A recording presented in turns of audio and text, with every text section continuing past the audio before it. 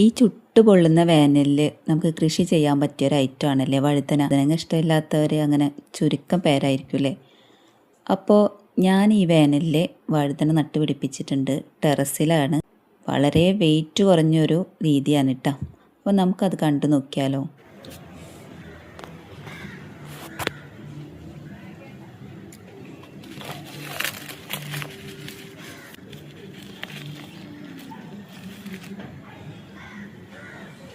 അപ്പോൾ ഈ വഴുതനങ്ങ തൈ വളരെ ഈസി ആയിട്ടാണ് ഞാൻ അതിൽ നിന്ന് പറിച്ചെടുത്തത്. നമുക്ക് ഫ്രീ ആയിട്ട് മുളച്ച് വന്നൊരു തൈയാണ് കേട്ടോ. അപ്പോൾ നടാൻ വേണ്ടിയിട്ട് ചാക്കും സിമെൻറ്റ് ചാക്കും പിന്നെ ഒരു ചെറിയൊരു കയറും നമുക്ക് എടുക്കണം. എന്നിട്ട് ഈ ചാക്കിൻ്റെ സെൻറ്ററിലായിട്ട് ഇങ്ങനെ ഒന്ന് കട്ട് ചെയ്ത് കൊടുക്കും. ഇത് വെള്ളം പോകാൻ വേണ്ടിയിട്ടാണ് കേട്ടോ. പിന്നെ രണ്ട് സൈഡിലും അതേപോലെ കട്ട് ചെയ്ത് കൊടുക്കണം. നമുക്ക് കിട്ടുന്ന പച്ചക്കറി വേസ്റ്റിൽ നിന്ന് മുളച്ച് വരുന്നതാണ് കേട്ടോ ഈ ഒരു വഴുതനങ്ങ തൈ. ഇതൊന്ന് മാത്രമല്ല, ഇതുപോലെ ഒരുപാടെണ്ണം മുളച്ച് വന്നിട്ട് ഞാൻ പിടിപ്പിച്ചിട്ട് കായൊക്കെ ഉണ്ടായിട്ടുണ്ട്. അതൊക്കെ വീഡിയോയിൽ കാണിക്കും കേട്ടോ. ഇനി നമ്മൾ ഇതേപോലെ രണ്ട് സൈഡിലും ഓട്ടിട്ടതിന് ശേഷം കയറുണ്ടായിരുന്നില്ലേ നമ്മുടെ കയ്യിലുണ്ടായിരുന്ന കയറ്, അതിൻ്റെ ഉള്ളിൽ കൂടെ എടുക്കണം. ഇതേപോലെ ഒരു വശത്ത് നിന്ന് മറ്റു വശത്തേക്ക് ഇങ്ങനെ നീക്കിയെടുക്കണം കേട്ടോ. എന്നിട്ട് ഇതിനെ നന്നായിട്ട് ഇങ്ങനെ മടക്കണം. ഇതേപോലെ ഞാനിപ്പോൾ ഈ കാണിക്കുന്ന പോലെ മടക്ക് ഇതേപോലെ ഒരു കെട്ടിടണം. ഇതേ രീതിയിലാണ് മടക്കേണ്ടത്. ടൈറ്റായിട്ട് കെട്ടരുത്. നല്ല ഭംഗിയിലുള്ള നമുക്ക് ഗ്രോ ബാഗ് കിട്ടില്ല. അപ്പോൾ ഇതേപോലെയാണ് മടക്കിയെടുക്കേണ്ടത്. എന്നിട്ട് അത് ഇപ്പോൾ മടക്കി കഴിഞ്ഞതിന് ശേഷം നമുക്കത് മറിച്ചെടുക്കാൻ പറ്റും. അത് നല്ല കറക്റ്റായിട്ട് നല്ല അടിപൊളി ഗ്രോ ബാഗ് നമുക്ക് കിട്ടും. സിമെൻറ്റ് ചാക്ക് മാത്രമല്ല, നമ്മുടെ കയ്യിൽ ഏത് തരം ചാക്കുകളുണ്ടെങ്കിലും നമുക്ക് ഇതേപോലെ ചെയ്യാൻ പറ്റും. ഇതുപോലെയുള്ള സിമെൻറ്റ് ചാക്കിൽ നമ്മൾ കൃഷി ചെയ്യുകയാണെങ്കിൽ കുറച്ചും കൂടിയും ഈട് നിൽക്കും. അരിച്ചാക്ക് പോലുള്ളതാവുമ്പോൾ പെട്ടെന്ന് ദ്രവിച്ച് പോകാൻ സാധ്യത. സിമെൻറ്റ് ചാക്ക് കിട്ടുകയാണെങ്കിൽ ആരും കളയണ്ട കേട്ടോ. എൻ്റെ കയ്യിൽ ഇതുപോലെ 100 ചാക്ക് എൻ്റെ കയ്യിൽ സ്റ്റോക്കാണ്.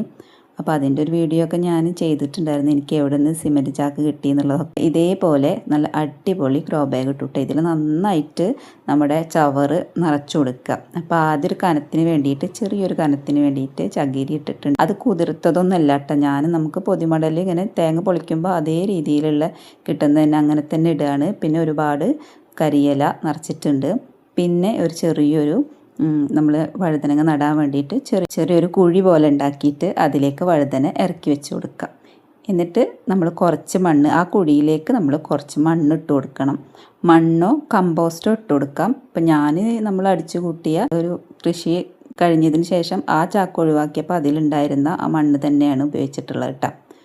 അപ്പോൾ ഇതാ എൻ്റെ വഴുതനങ്ങ കൃഷിയാണ്. ഒരു 4 ചാക്കിൽ വഴുതനങ്ങ ഞാൻ നട്ടിട്ടുണ്ട്. ഇത്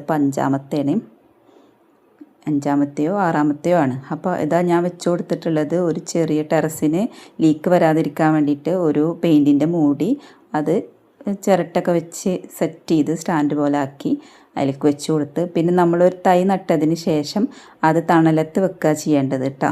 അപ്പോൾ തണലത്ത് വെക്കുക, ഏതെങ്കിലും ഒരു ചെടിയുടെ ചോട്ടിലാക്കി വെച്ച് കൊടുക്കാം. എന്നിട്ട് നനച്ചു കൊടുക്കാം. ഇപ്പം ഞാനിതിന് ഉപയോഗിക്കാൻ പോകുന്നത് 2 തരത്തിലുള്ള വളമുണ്ട്. വഴുതനയ്ക്ക് ഞാൻ ഫിഷ് കമ്പോസ്റ്റും ഫിഷ് അമിനോയും ഒക്കെ മാറി ഉപയോഗിക്കുന്നുണ്ട് കേട്ടോ.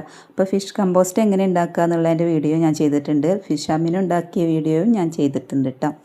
അപ്പോൾ ഇതാണ് ഫിഷ് അമിനോ. ഇതിന് ഒരു ദുർഗന്ധവും ഇല്ല കേട്ടോ. നമ്മൾ ശർക്കര ഒക്കെ ഇട്ടിട്ട് സെറ്റ് ചെയ്തതാണ് ഫിഷ് അമിനോ. ഇത് ഉണ്ടാക്കാൻ എളുപ്പമാണ്. ഫിഷ് കമ്പോസ്റ്റിനും ഒരു ദുർഗന്ധവും ഇല്ല. അതിൽ ചാരട്ടിട്ടാണ് ഫിഷ് കമ്പോസ്റ്റ് ഉണ്ടാക്കുന്നത്. അപ്പോൾ ഇരട്ടി ഗുണമാണ് അതിനും.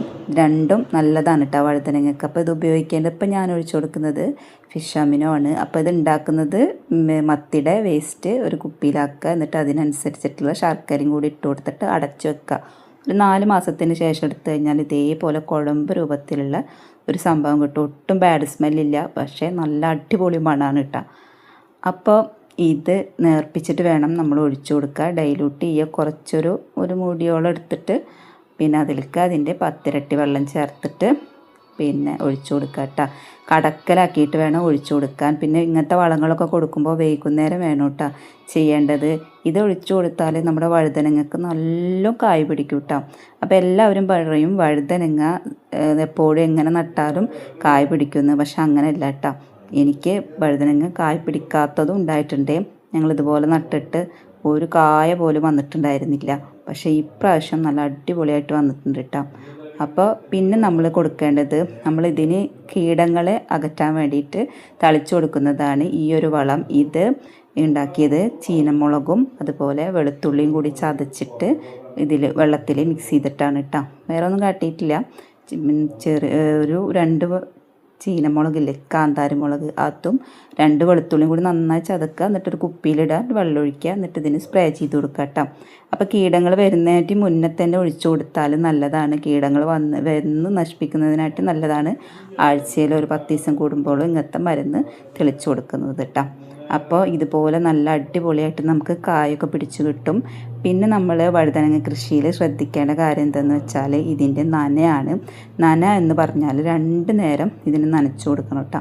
അപ്പോൾ ഞാനിപ്പോൾ നല്ല വേനലില്ല, അപ്പോൾ ഞാൻ 2 നേരം ടെറസിൽ കയറിയിട്ട് നനയ്ക്കുന്നുണ്ട്. നിങ്ങൾ ഇതുപോലത്തെ പൂക്കൾ ഇഷ്ടപ്പെടുന്നവരാണെങ്കിൽ വീഡിയോ ലൈക്ക് ചെയ്യാൻ മറക്കരുത്.